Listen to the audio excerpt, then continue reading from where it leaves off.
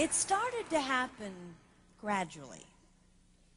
I would walk into a room and say something, and no one would notice. I would say, "Turn the TV down, please," and nothing would happen.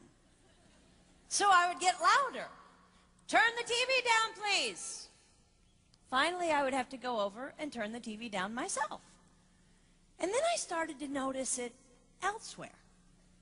My husband and I had been at a party for about 3 hours, and I was ready to go.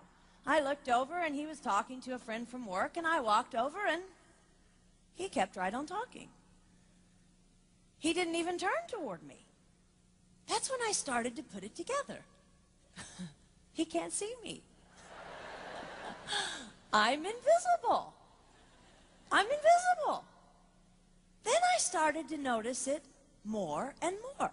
I would walk my son to school, and his teacher would say, "Jake, who's that with you?" And my son would say, "Nobody." Granted, he's just 5, but nobody? One night, a group of us gathered, and we were celebrating the return of a friend from England. Janice had just taken this fabulous trip, and she was going on and on about the hotels she stayed in.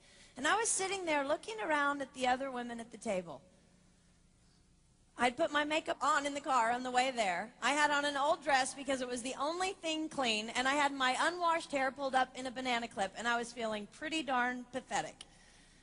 And then Janice turned to me, and she said, "I brought you this." It was a book on the great cathedrals of Europe. I didn't understand. And then I read her inscription. She wrote, "With admiration for the greatness of what you are building when no one sees." You can't name the names of the people who built the great cathedrals. Over and over again, looking at these mammoth works, you scan down to find the names, and it says, "Builder, unknown, unknown, unknown." They completed things not knowing that anyone would notice. There's a story about one of the builders who was carving a tiny bird inside a beam that would be covered over by a roof. And someone came up to him and said, "Why are you spending so much time on something no one will ever see?"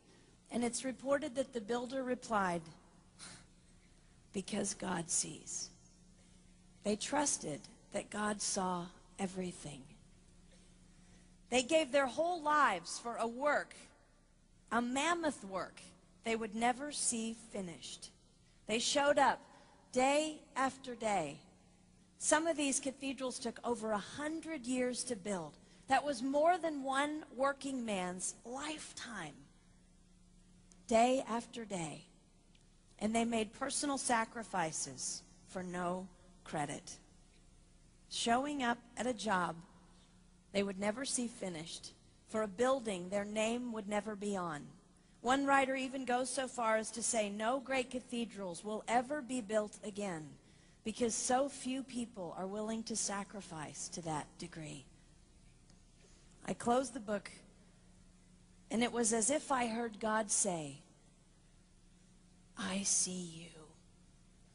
You are not invisible to me. No sacrifice is too small for me to notice. I see every cupcake baked, every sequin sewn on, and I smile over every one. I see every tear of disappointment when things don't go the way you want them to go. But remember, you are building a great cathedral.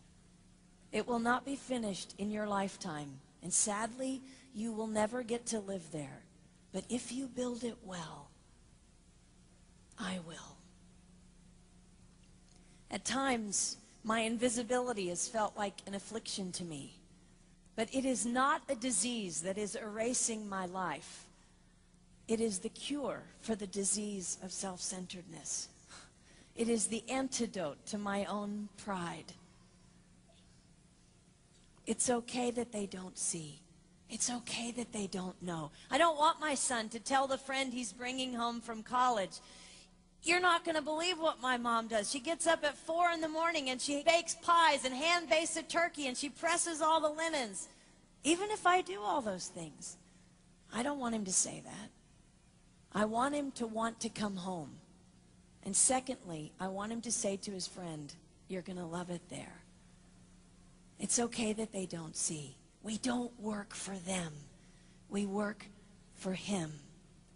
We sacrifice for him. They will never see. Not if we do it right. Not if we do it well. Let's pray that our work will stand as a monument to an even greater God.